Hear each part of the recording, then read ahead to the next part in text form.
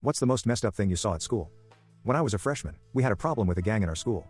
They were mostly wannabe thugs who went around intimidating everyone else. Real lowlifes. Everyone else hated them, but we were all afraid to do anything about it because if you messed with them, you messed with all of them. Even teachers and administrators didn't want anything to do with them. Whatever punishments they handed down to them didn't faze them. They didn't care about school or graduating. So what effect does a suspension have? They only went in the first place because the law said they had to attend. So they basically had run off the whole school, tyrannizing everyone and everything in their path. One day, one of the lowlifes picked a fight with a senior who was in the show choir. The guy was one of the nicest guys you ever met. Normal in pretty much every way conceivable. Let's call him B for the sake of anonymity. B didn't provoke the lowlife, but the lowlife decided he had a problem with B, but instead of letting the lowlife punk him out, B squared up against him with a few well-placed punches. With no formal martial arts education, B took down the lowlife, who had a wild, sloppy street fighting style. Everyone was stunned. The lowlife was humiliated. And that wasn't a good thing, because this now meant that B had a problem with everyone else in the gang. Amazingly, though, instead of the standard suspension for fighting, the school administrators didn't do anything. They pretended like it never happened. They didn't even call him into the office or anything. B was already a hero to the rest of us, a legend.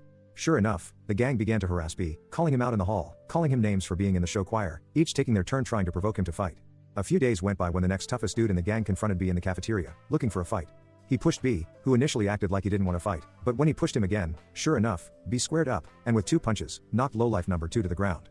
Before the school security guard could break in to bust up the fight, the cafeteria was silent. Everyone was stunned. Once again, there were no repercussions for B. B had now taken out 2 of the 3 toughest guys in the gang.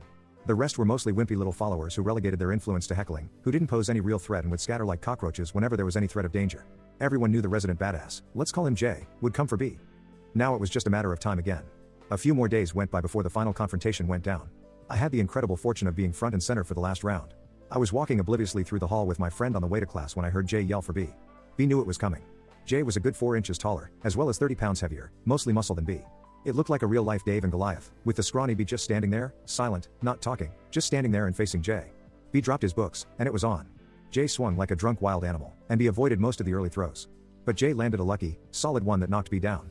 He popped up immediately, and when J went in for the knockout, B came through with an uppercut so solid that J's head flung up and a stream of blood literally splattered across the wall next to him.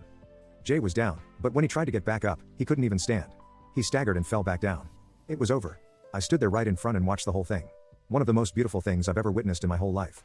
B, a normal, nice guy with no training or even prior fight history, single-handedly beating up the 3 biggest guys in the school. The gang was decimated, their street cred destroyed by a scrawny dude from the show choir. That was easily the most messed up thing I ever saw in school, and it was beautiful.